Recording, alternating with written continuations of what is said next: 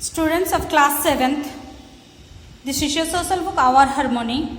Now I am going to explain you his geography second lesson. The lesson is inside our earth. So come to the lesson. Inside our earth, हम अर्थ के अंदरूनी part के बारे में हम पढ़ेंगे। अब अंदर के हिस्सों के बारे में हम जानकारी हासिल करेंगे। हम सिर्फ ऊपर की बनावट के पहले जो लेसन था हम ऊपर की बनावट के ऊपर पढ़ा था, अब पढ़ेंगे हम अंदरूनी उनके जो इंफॉर्मेशन है वो सारे कलेक्ट करेंगे। The earth is about 460 crore years old.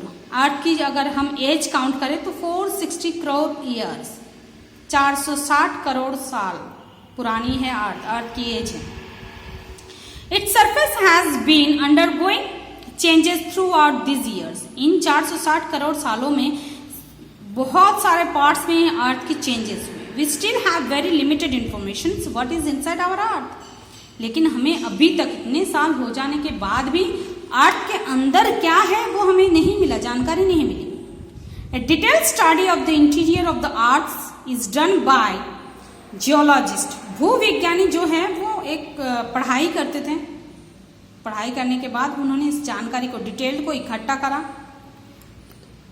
An elementary knowledge about Earth's structure is necessary to understand the nature of changes that take place on the surface of the Earth. Earth की surface में ये सारे जो changes हुआ इसकी जानकारी वो इकट्ठा करने लगे, ये ज्ञानों को बटोरने लगे।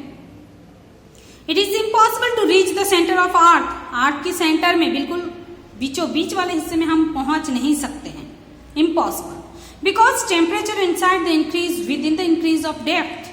जितने उसकी गंभीरता है, जिसकी उतनी डेप्थ बढ़ती जाती है उसकी टेम्परेचर भी बढ़ती जाती है। The temperature is the centre is estimated is to be about 5000 degree centigrade, 5000 degree centigrade. Thus it is not possible to access direct information about the interior of the earth. Earth के interior part के बारे में हम जानकारी नहीं निकाल सकते क्योंकि हम वहां तक पहुंच ही नहीं सकते।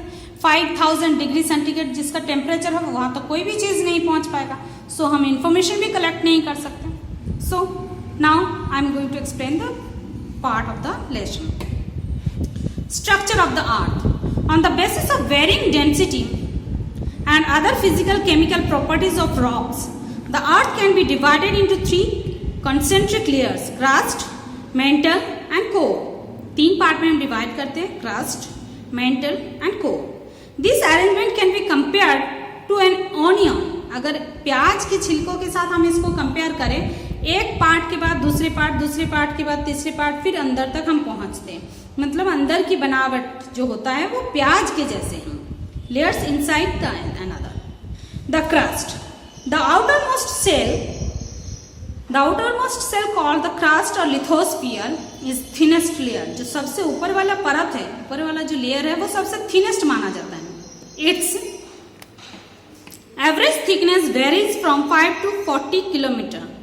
थिकनेस है 5 से लेकर 40 kilometre. The average thickness of the crust beneath of the ocean is 5 kilometre. On the other hand the continental crust अगर beneath of the sea ocean में जाए तो 5 किलोमीटर है क्योंकि ऊपर ओशियन है। ओशियन की जो तला है, नीचे की हिस्सा है, उससे 5 किलोमीटर नीचे तक हम जा सकते हैं। ऑन द अदर हैंड अगर जमीनी हिस्से पे हम आए, कॉन्टिनेंटल क्रस्ट पे आए तो average is about 40 kilometres. Despite it's greater thickness the continental crust is less denser then the oceanic crust. जो जमीनी हिस्सा है वो डेंसिटी, उसकी जो घनत्व है मिट्टियों की, बनावट की, वो बहुत कम है।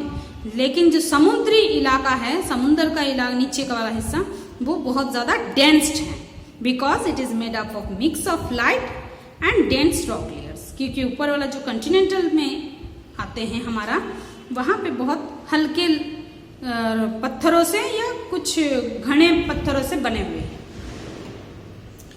The chief mineral constituents of the continental crust are silica and alumina. It is also called Cl for silica and alumina. The oceanic crust is consist mainly of silica and magnesium. Sima. It is called Sima. Silica and Ma for magnesium. Okay. Next part I will explain you next day. Thank you everybody.